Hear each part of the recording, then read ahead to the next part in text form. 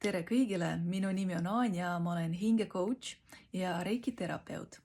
Ja täna ma tahan rääkida sellisel huvitaval teemal kui energiavool ja energia mitte lihtsalt kui mingi selline vuhuu asi nähtamatu, vaid kui reaalselt füüsiliselt katsutav energia. Ja kõige lihtsamini katsutav energia on meie elus, on raha.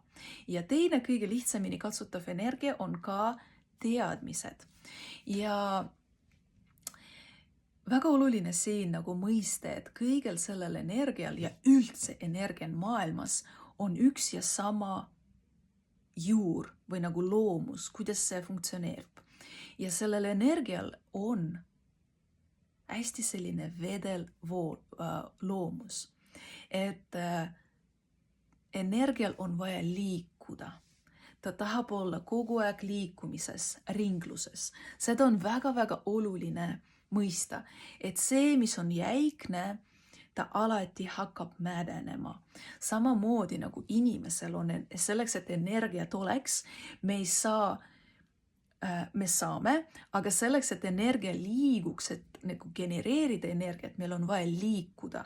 Et see liikumine paneb energiat liikuma. Ehk nagu seda, siis me genereerime seda rohkem ja rohkem. Ja samamoodi ka teadmistega ja rahaenergiaga. Täpselt sama.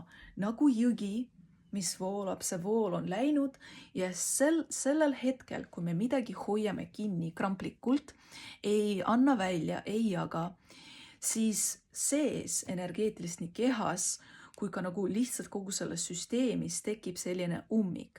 Kui sa näed nagu sellise jõe kuju enda silme ees, siis sa võiksid märgata, et okei, see energia voolab kuskil suunas ja selles lihtsas suunas ja seal võib tekkida selline mädamine või nagu ringlemine, kust enam nagu ei saa läbi see vool. Ja see on täpselt see, kui me räägime rahadest, kui me hästi kramplikult koguneme, nagu hirmu energia pealt ei anna välja, sest kardame, et seda enam ei tule juurde. Aga väga-väga oluline mõista, mida kergemini seda raha välja läheb, seda kergemini ka, nagu seal ka oluline seda vastuvõttu kanalit avada, et see kergusega võtta vastu.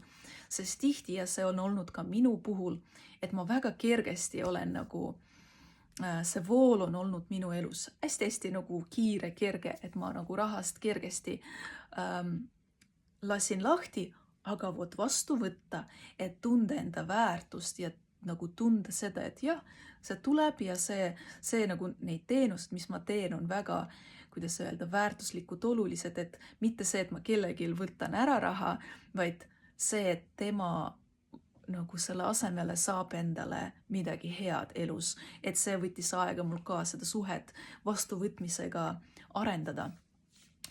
Ja küll aga teadmise kanal on minul isiklikult on olnud hästi avatud, et kõik need koolitused, väga oluline, need inimesed, kes on järjest käinud mitu koolitustele, kogu aeg õpivad, aga nad selle teadmisega nagu kogunevad sisse.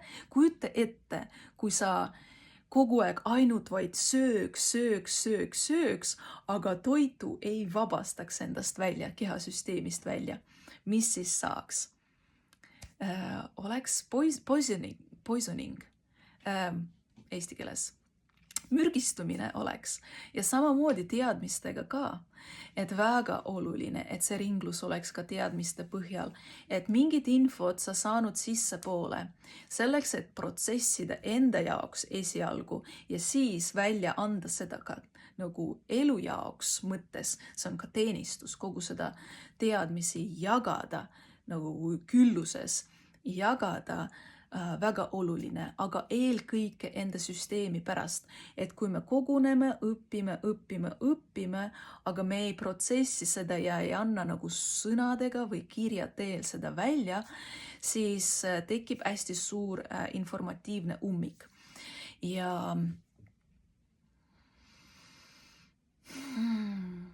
mis ma siin näitena toon? Päris huvitav kogemus mul olnud. näiteks olen õppinud ja andnud joogatunde päris mitmendaid aastaid vist tol hetkel.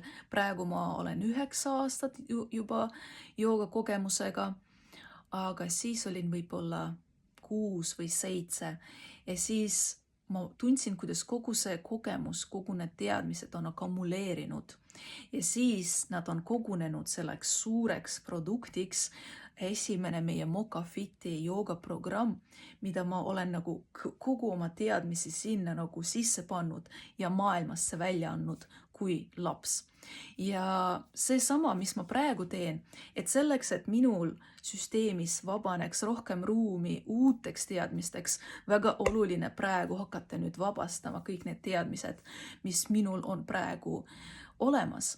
Ja ma hetkel tunnen, et alles nüüd see küpsus on nagu valminud, et see informatsiooni või see teadmiste protsessimine toimus nüüd hetkes, et kui ma saan nagu jagada neid, sest ennem alatest meie esimesest reiki koolitusest tänapäevani, kui ma seda meistrikursust lõpetan, ma pidin nagu integreerima, seedima hästi palju kogu seda infot, et näha suuremat pilti, et jällegi mitte tekitada informatiivset müra või nagu sellist tänapäeval hästi palju erinevat infot, vastuolulist ja huvitav. Ma usun, et need, kes tegelikult teavad, peaksid eksitama ennast kuskile suunas, nad eksitavad ja see on ka hea, et siin maailmas ei ole nagu ainult hea ega halba, et see on ka nendele õppetunniks ja siis need, kes märkavad need tarkused ja päris tõde ja päris seda, mis on sügav, need leiavad ka enda õpetajad ja selliseid teejuhte ka eluteel. Mul on õnnestunud kuidagimoodi päris huvitav, võib-olla see on jällegi mängija selline huvitav seletus. Võib-olla eelmiste elude kogemustel minu enda selline sisemine guru või tarkus või teadja või selline praestress, kes on kogunenud seda kogu maailma kohta infot ja teadmisi ja siis ta nagu sündinud väikse lapsena siia kehasse, väikse Aanjana, kes on siin käinud just seda eluteed, kellel ei olnud nagu nii võib-olla suuri tarkusi, aga kuidagimoodi mul väga õnnestunud kohtuda neid õpetajaid nii joogas kui ka reikis ja psühhoteraapias, just need, kes nagu lähevad straight into the core, nagu hästi nagu sügavalt vundamenti õpetavad. Ja siis nagu sulgpalli aegadest ka, et siin Eesti tase on meil väga maailma tasemel hästi madal, kui võrrelda ja kuidagi mind nagu tol ajal märkas üks vene treener võistlustel ja pakkus, et hei, kas sa tahad, et ma sind õpetaks, sest ma näen sinust nagu andeid ja midagi erilist. Ehk siis vau, mis eluline siuke kingitus. Ja siis see treener on ka nagu ei õpetanud ainult sulgpallitehnikaid ja strateegiaid, kuidki tema nägemine sellest mängust on maailmameistri võitja ja nagu hästi kõrge ise tasemel mängija olnud, et tema nagu nägemine selle sulgpallimängu kui spordi nägemine oli palju laiem kui see, mida meile siin Eestis õpetati ja palju sügavam. Ta on näinud hästi palju, ta on teinud minuga ta on olnud minu esimene nii-öelda psühholoog, ta on teinud hästi palju tööd minu sisemaailmaga, hakanud kaevama seal peresuhteid ja isaga suhteid ja igatahes et tänu temale minus nagu ärkas üles see nägemine või märkamine, et oota, et siin peres on midagi, on nagu sellist nagu off või midagi, mis ei toeta mind elus või nagu midagi on nagu seal läinud. Nagu ma ei ütleks nagu katki, sest see pidi niimoodi olema, et minagi astuks siia tervenduse teele, et mina saakski oma tervendaja rolli siin maailmas hakata ka mängima, et siis ma saaks oma nagu vanematega suhteid tervendatud ja siis edasi teistele ka nagu pakutud, aga tagasi teema juurde on see, et